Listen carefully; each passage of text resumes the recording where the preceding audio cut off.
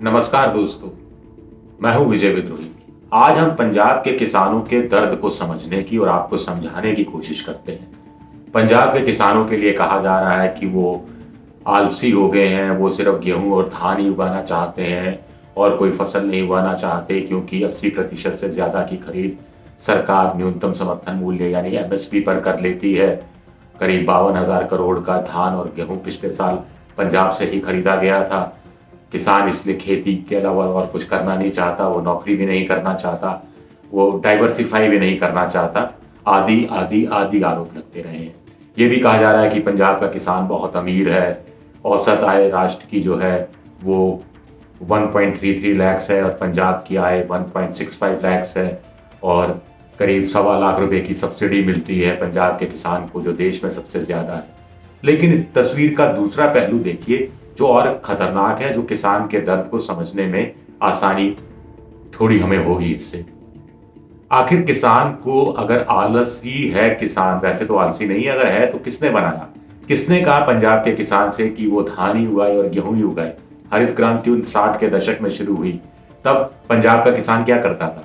पंजाब का किसान गेहूं भी उगाता था, धान भी उगाता था, तिलहन भी उगाता था, दलहन यानी दालें भी उगाता था, बाजरा भी उगाता था और मक्का भी उगाता था। लेकिन उसको कहा गया कि वो गेहूं उगाए, वो धान उगाए।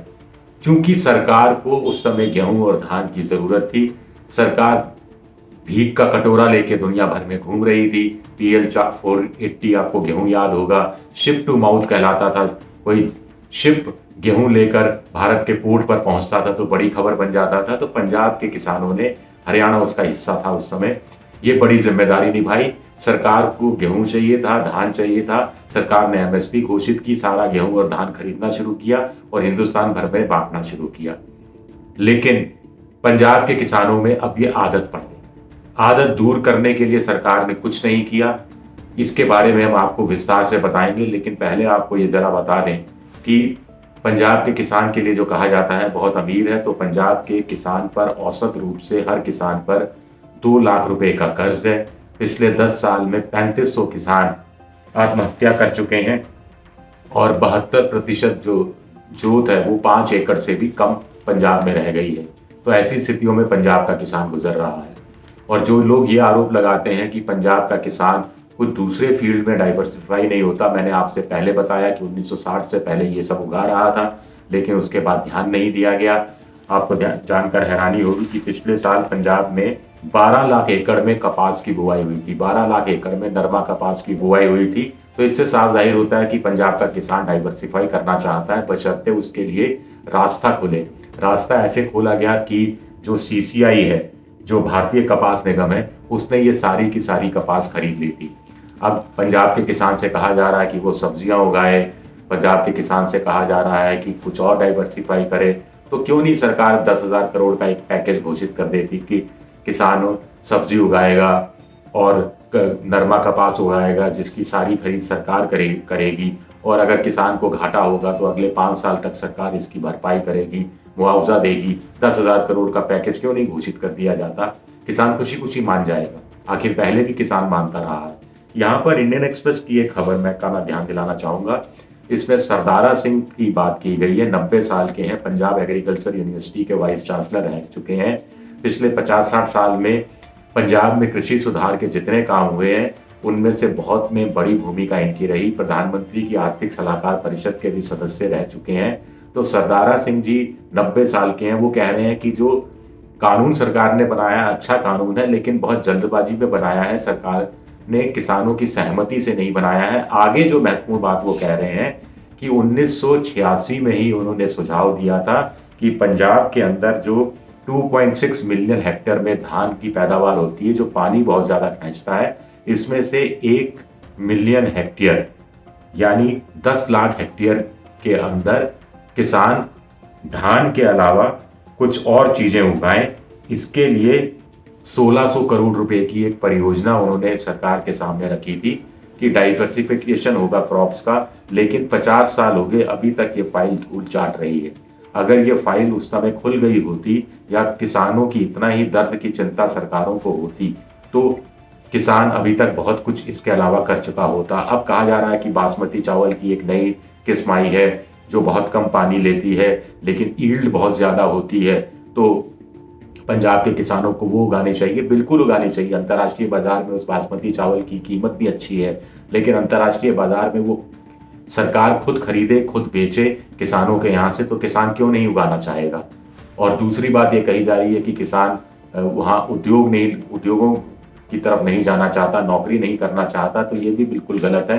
पहली बात तो यह है कि पूरे पंजाब को धान का कटोरा, गेहूं का कटोरा बनाकर रख दिया गया। नए उद्योग धंधे वहाँ खुले ही, नए उद्योग धंधे खोलने की सरकारों ने भी कोशिश नहीं की। स्पेशल इकोनॉमिक जोन दूसरे राज्यों में बने, पंजाब में नहीं बने। अब पंजाब का किसान, पंजाब का एक नौजवान बेरोजगार लड़का अगर अमेरिका में जाकर टैक्सी चला सकता है, कनाडा जा सकता है, ऑस्ट्रेलिया में जाकर नौकरी कर सकता है, लंदन ब्रिटेन में नौकरी कर सकता है, तो अपने पिंड में, अपने राज्य में, अपनी स्टेट के अंदर नौकरी करना क्यों नहीं चाहेगा। एक बात। दूसरा, एक झटके से किसानों को किसान से व्यापारी बना देना, एंटरप्रेन्योरशिप की भूमिका में डाल देना, वो भी अपने आप में ठीक नहीं है।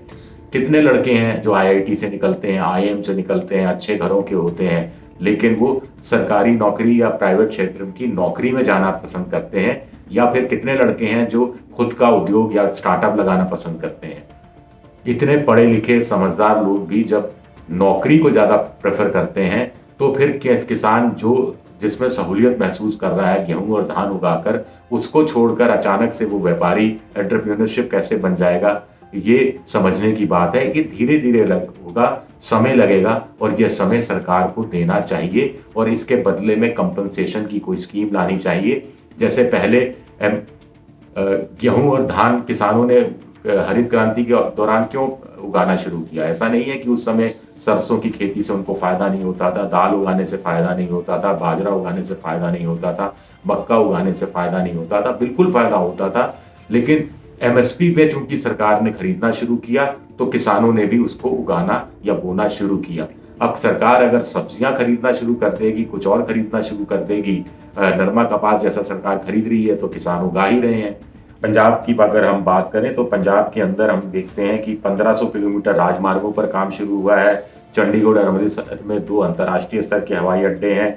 आदमपुर, लुधियाना, पठानपुर और भटिंडा में घरेलू जो हवाई अड्डे हैं। तो इन हवाई अड्डों के जरिए, कार्गो के जरिए सामान, इनका जो कृषि का उपज का जिन्स है, वो आसानी से दूसरे राज्यों में या विदेशों में भेजा जा सकता है। ये सारा इंफ्रास्ट्रक्चर खड़ा है, इसके बावजूद आप किसानों को प्रोत्साहित नहीं कर पा रहे और मजबूर और एक तरफा कानून लादने की कोशिश कर रहे हैं, तो क्या होगा।